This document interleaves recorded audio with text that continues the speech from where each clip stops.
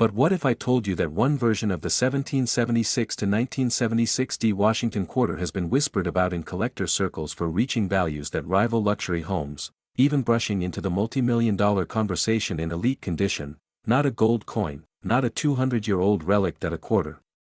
The 1776 to 1976 D Mint Mark Washington Quarter, and it might be hiding in a drawer, a jar, or your pocket change right now. In 1976, America celebrated its 200th birthday. Fireworks. Parades. Patriotic pride. To mark the bicentennial, the United States Mint released a special reverse design for the quarter featuring a colonial drummer and a torch encircled by 13 stars. It was bold. Historic. Unforgettable. More than 860 million bicentennial quarters were struck in Denver alone, most are worth face value 25 cents. Maybe $1 in nice condition, but a microscopic fraction, a razor-thin sliver of survivors, are a completely different story, because within that ocean of common coins, a handful were born different metal, different strikes, different flaws, and in the world of coin collecting, difference is destiny. Let's start with composition. The detail most people overlook. Standard 1976 D quarters were struck in copper-nickel clad. But special 40% silver bicentennial quarters were also produced for collectors. These were intended for special mint sets, not everyday circulation, yet over the years, stories have surfaced of silver planchets, the blank discs meant for collector coins, somehow being struck with Denver dies and slipping into the wild. A Denver minted silver bicentennial quarter isn't supposed to exist in circulation, but a few reportedly do, and when authenticated in pristine, untouched condition, elite-grade silver bicentennial quarters have commanded staggering sums at auction, climbing into 5 figures, then 6, and in the highest certified grades with extraordinary eye appeal. Market speculation has pushed theoretical valuations into the millions. Yes, millions, because condition is king. Imagine 2 identical quarters. One rattled in pockets for decades. The other sealed away since birth, never touched by human skin, blazing with mint luster under magnification. To the untrained eye, they look similar. To a grading expert at professional coin grading service or numismatic guarantee company, they are worlds apart. ANMS 67 quarter might be worth hundreds. That's where the air gets thin, and the numbers get surreal. And then there are the errors. This is where the story turns electric. Coins are made by machines. High-speed presses striking metal blanks with enormous force. And when something goes wrong during that split second, magic happens. Off-center strikes that leave the drummer floating in empty space, doubled dies where the lettering appears ghosted, as if the coin is vibrating, clipped planchets missing crescent-shaped chunks. Wrong planchet errors, quarters struck on blanks meant for other denominations, and then the holy grail of bicentennial drama, transitional and composition anomalies. Picture this. It's 1976. The Mint is producing both copper-nickel clad quarters for circulation and 40% silver quarters for collector sets.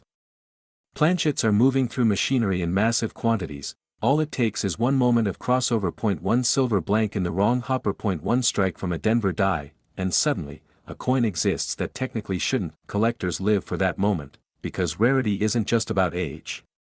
It's about improbability. The fewer that exist, the higher the stakes. There have been documented sales of high-grade bicentennial quarters reaching tens of thousands of dollars, especially when tied to confirmed errors or exceptional silver strikes.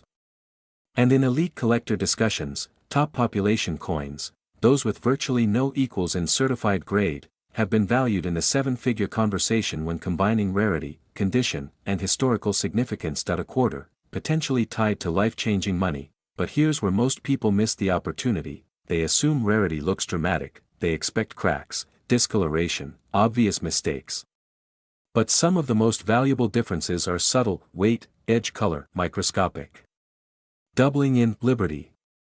A slightly sharper strike on the drummer's drumsticks. A blazing, mirror-like surface indicating proof-level detail. Have you ever weighed your bicentennial quarter? A standard clad quarter weighs about 5.67 grams. It's a tiny difference.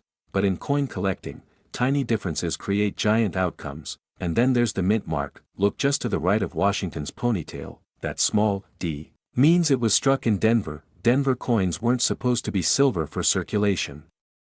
Which is why a confirmed silver 1976 D quarter ignites collector interest instantly, but suspense builds even deeper, because the bicentennial design was unique.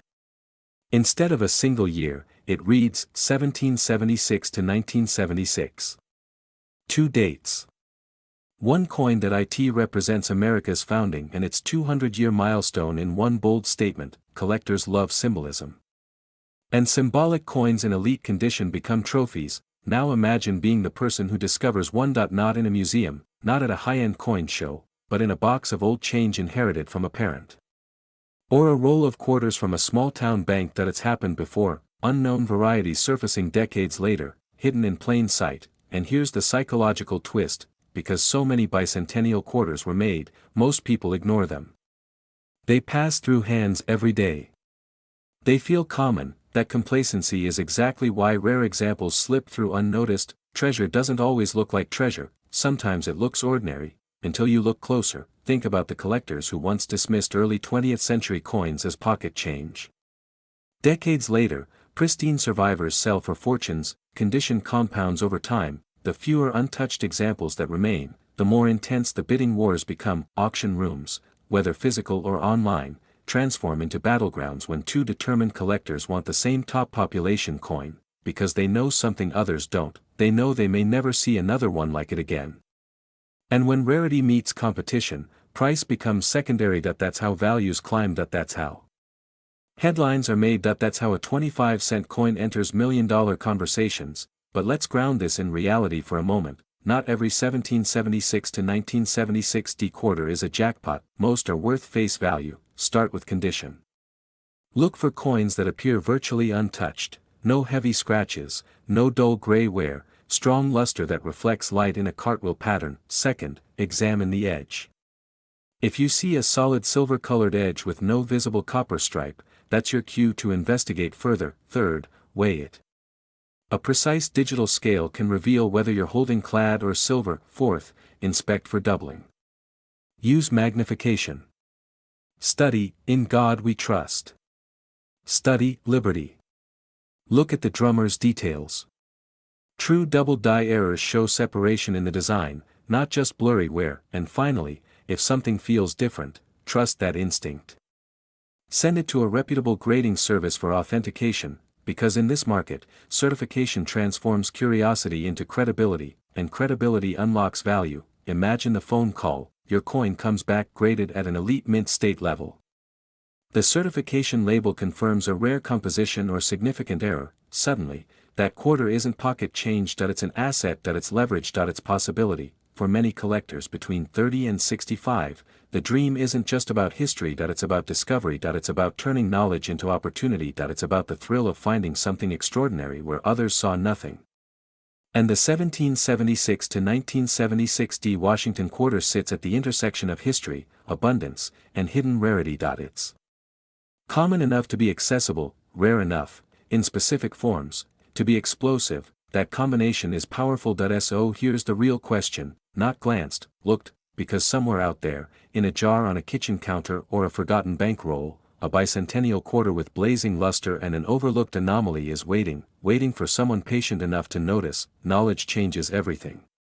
The difference between spending it and submitting it, between ignoring it and inspecting it, between 25 cents and a story that could redefine your future. The drummer boy is still marching. The dual date still whispers 200 years of American resilience, and hidden among the millions, a select few quarters carry a secret that only the observant will uncover. So tonight, open that drawer, pour out that jar, check the mint mark, check the edge, check the weight, because history has already proven one thing: the most extraordinary discoveries often begin with the most ordinary objects.